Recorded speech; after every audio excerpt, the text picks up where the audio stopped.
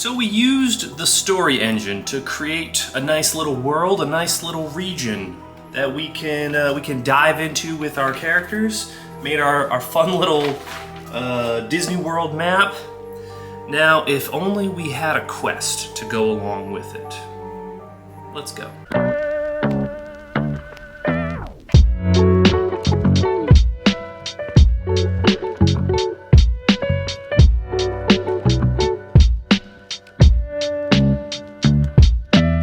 Welcome back to the channel. I am Sacred, and this is the Sacred Art of Gaming, where we enjoy talking about tabletop gaming with an emphasis on solo play.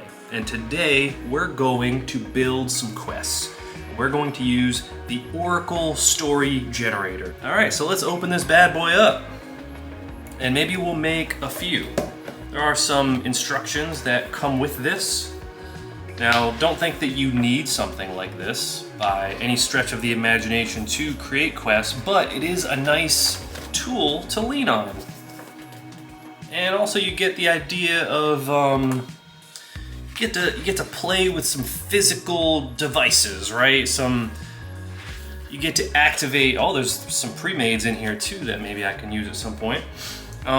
Interacting with something physical is a thing that we enjoy.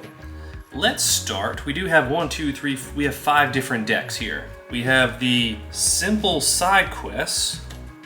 We have the relics and artifacts. We have political intrigue. We have epic adventures. And last but not least, we have contracts and bounties.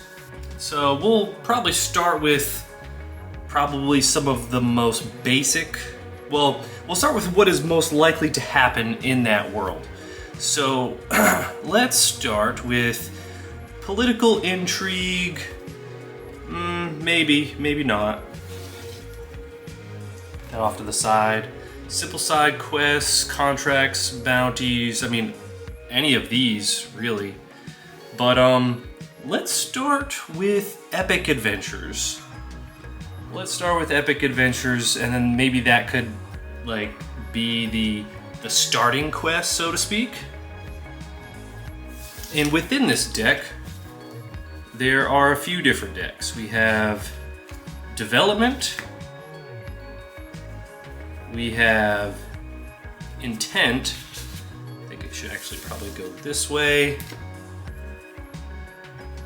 Development, intent, subject, action, and actor. Now we should be able to pull these from left to right and get a fun little quest out of this.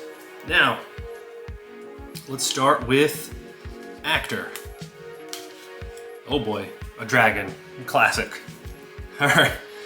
So, ancient worms haunt many of the oldest places throughout the mortal realms. These monstrous reptiles are truly monumental creatures, capable of acts of immense devastation and soul-saving beneficence. Beneficence, sure. And then we have the action. Oh boy, all right, so this is looking a bit too obvious, but we'll see.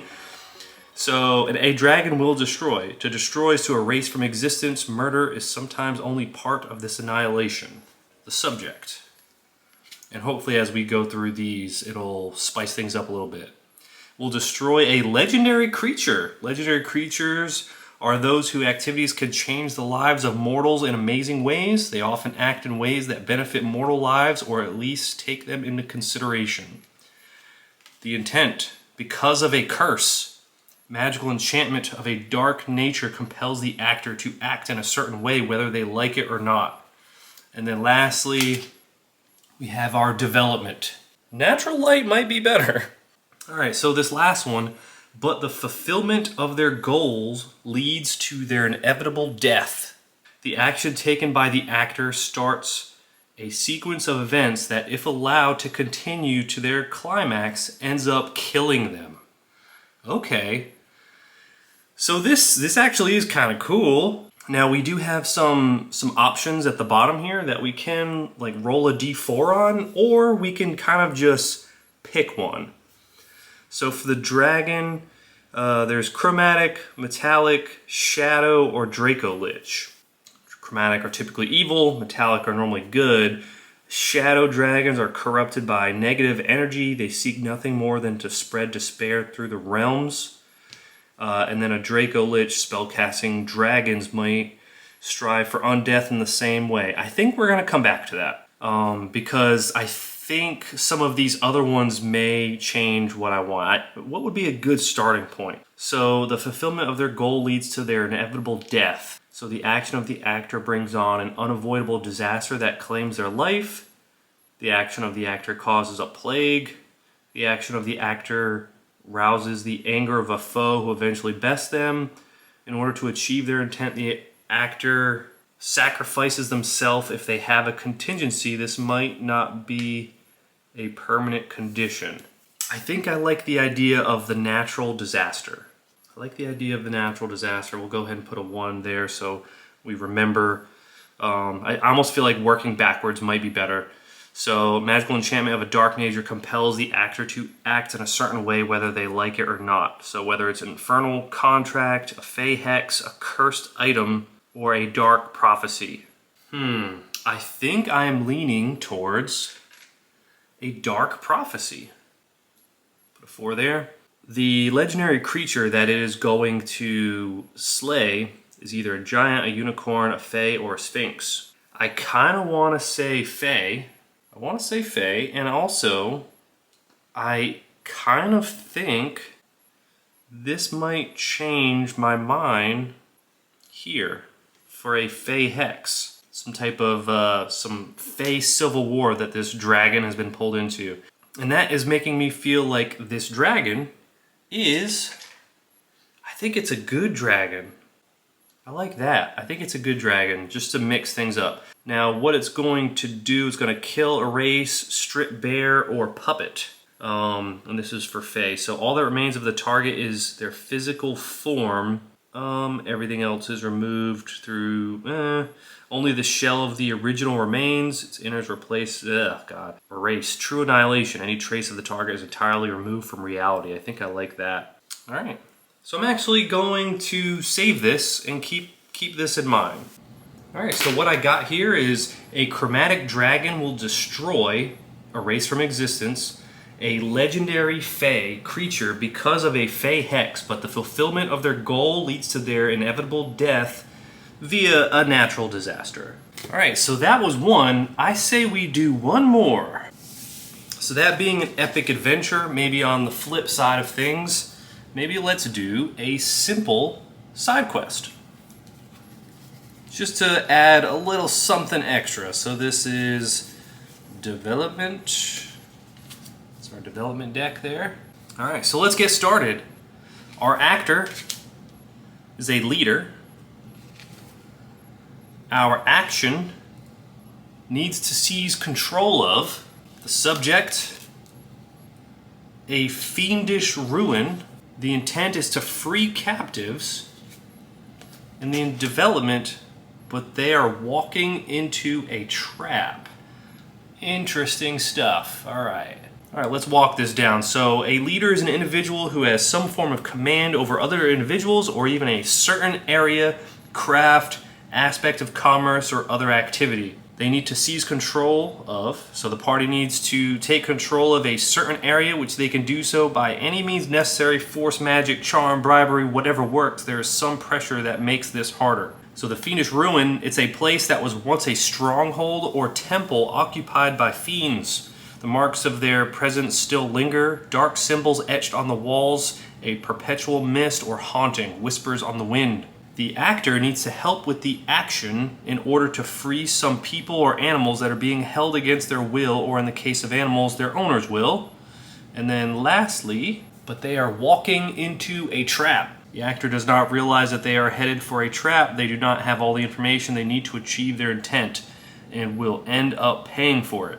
I think we will... Do we want to start backwards? I don't know. Let's take a look at the beginning here and get a feel. The ruler, captain, guildhead, or anarchist. So the individual has command over some culture. A captain is a military commander.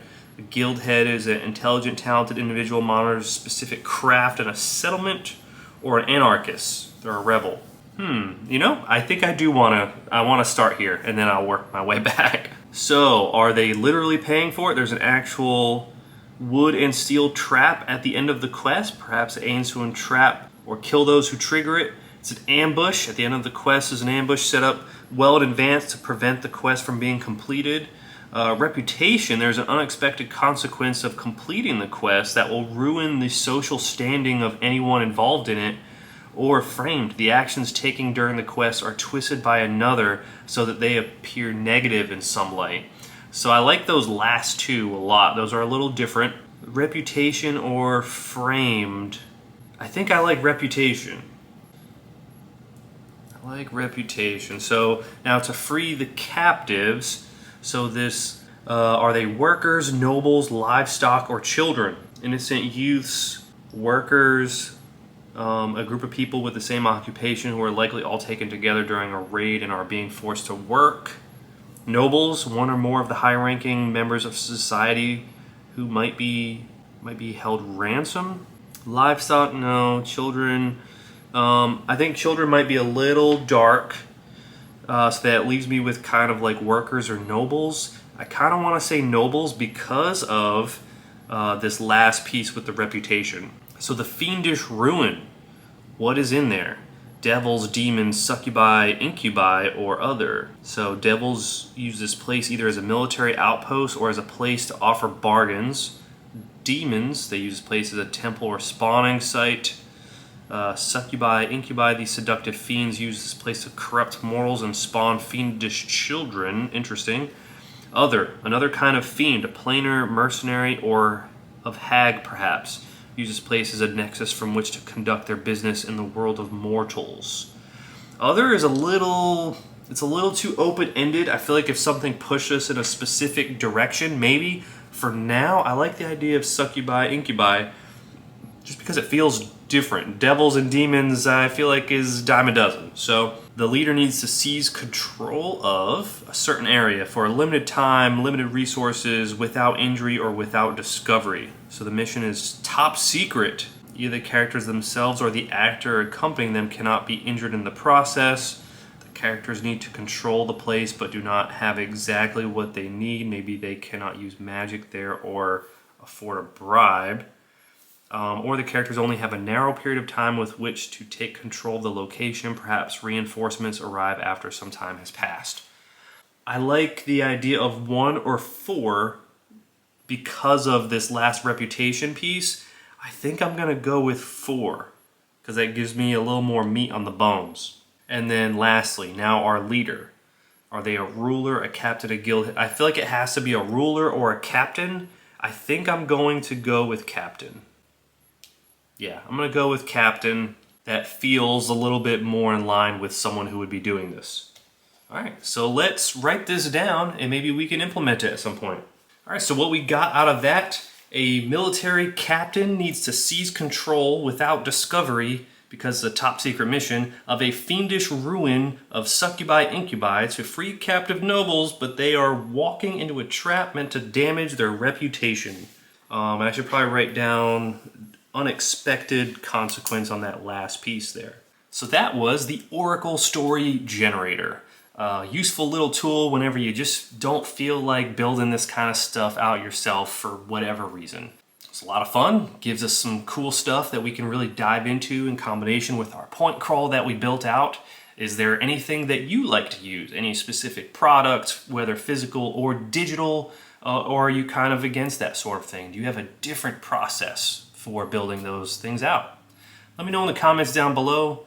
Don't forget to like and subscribe if you did enjoy the video or want to see more videos like this. And I'll see you in the next one as we continue to explore the sacred art of gaming together. Thanks for watching.